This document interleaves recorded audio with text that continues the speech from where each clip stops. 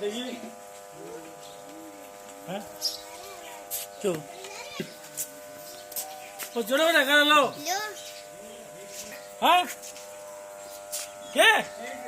हाँ सब्जी रखी मैं क्या नहीं